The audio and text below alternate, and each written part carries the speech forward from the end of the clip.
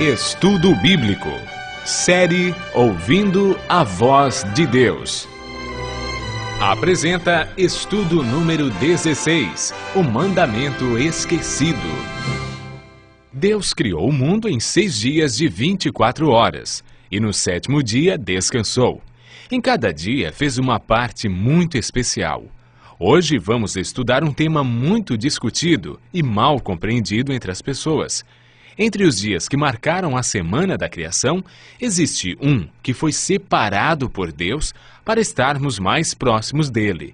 Um dia para descanso, adoração, servir as pessoas e receber bênçãos especiais. Marcos relata as palavras de Jesus. O sábado foi estabelecido por causa do homem, e não o homem por causa do sábado. Esse texto diz claramente que o sábado foi feito por causa do homem, e não diz que foi por causa do judeu, do hebreu, do grego, do gentio. Diz homem no sentido genérico, para referir-se ao ser humano, homem e mulher. A Bíblia é clara em afirmar que o 7º dia é o sábado do Senhor teu Deus. Vejamos agora a origem do sábado na Bíblia e a sua observância na história bíblica. Gênesis capítulo 2, versos 1 a 3, diz: Assim, pois, foram acabados os céus e a terra e todo o seu exército. E havendo Deus terminado no dia 7º a sua obra que fizera, descansou nesse dia de toda a sua obra que tinha feito, e abençoou Deus o dia 7º, e o santificou, porque nele descansou de toda a obra que como Criador fizera. O sábado é o memorial da criação e foi instituído por Deus antes da entrada do pecado nesse mundo. Adão e Eva eram fiéis observadores do sábado. Moisés viveu cerca de 1500 anos antes de Cristo e ensinava a observância do sábado nos seus dias.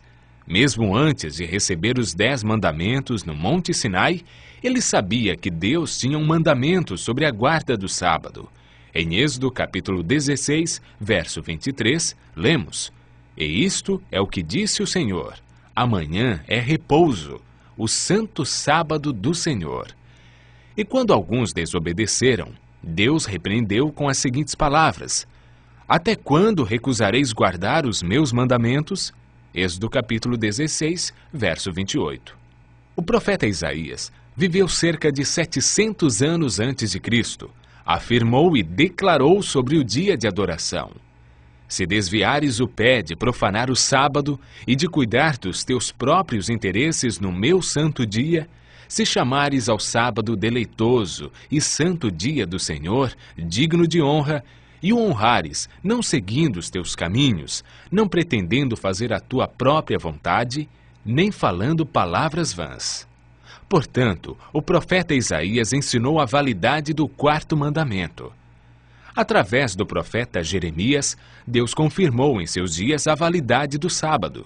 Se deveras me ouvirdes, diz o Senhor, não introduzindo cargas pelas portas desta cidade no dia de sábado, e santificardes o dia de sábado, não fazendo nele obra alguma. Ezequiel apresenta o sábado como o sinal do Deus verdadeiro. Também lhes dei os meus sábados para servirem de sinal entre mim e eles, para que soubessem que eu sou o Senhor que os santifica. Santificai os meus sábados, pois servirão de sinal entre mim e vós, para que saibais que eu sou o Senhor vosso Deus. Neemias insistiu com o povo, apesar da apostasia em seus dias, para que as pessoas continuassem a observar o dia de sábado. Naqueles dias, vi em Judá os que pisavam lagares aos sábados, e traziam trigo que carregavam sobre jumentos, como também vinho, uvas e figos, e toda a sorte de cargas que traziam a Jerusalém no dia de sábado. E protestei contra eles por venderem mantimentos nesse dia. Por todo o Antigo Testamento, podemos observar a insistência dos profetas quanto à fidelidade ao 4º mandamento. O que ensina o Novo Testamento quanto à observância do sábado? Lucas, no capítulo 23, verso 56, afirma que Jesus, indo para Nazaré, entrou num sábado na sinagoga, segundo o seu costume, e levantou-se para ler. Ele também registra a experiência das mulheres que seguiam a Jesus. Era o dia da preparação e começava o sábado. As mulheres que tinham vindo da Galiléia com Jesus seguindo, viram o túmulo e como o corpo fora ali depositado. E no sábado descansaram segundo o mandamento. Mesmo após a morte de Cristo, elas obedeceram o quarto mandamento, pois Jesus não havia ensinado nada diferente. Os apóstolos mantinham também o costume de Jesus. Atos capítulo 17, verso 2 diz: Paulo, segundo o seu costume, foi procurá-los e por 3 sábados arrazoou com eles acerca das Escrituras. Mesmo onde não havia sinagoga, ele adorou a Deus no sábado. Quando em Corinto, Paulo, durante 1 ano e 6 meses, isto é, 78 sábados, não mudou o seu dia de adoração, nem o costume de ir à igreja no sábado. O sábado teve sua origem em um mundo sem pecado. Em toda a Bíblia, podemos ver a insistência dos profetas, de Jesus e dos apóstolos a respeito do quarto mandamento. O povo de Deus tinha a responsabilidade de ensinar entre as nações o sábado como o verdadeiro dia de adoração e uma das exigências de Deus nos 10 mandamentos. Após a volta de Jesus e o milênio, iremos morar na nova terra, desfrutando das bênçãos do dia de sábado por toda a eternidade. Pode alguém que ama Jesus deixar de cumprir esse mandamento ou escolher qual dos 10 vai obedecer? Jesus disse: Se me amais, guardareis os meus mandamentos. Tiago afirma: Pois qualquer que guarda toda a lei, mas tropeça em um só ponto, se torna culpado de todos.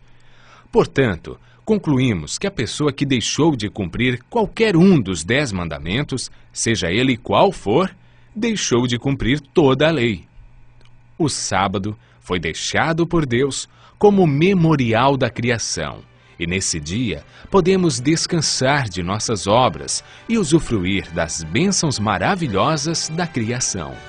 Continue ouvindo a voz de Deus e obedecendo a esse mandamento, por amor a Jesus.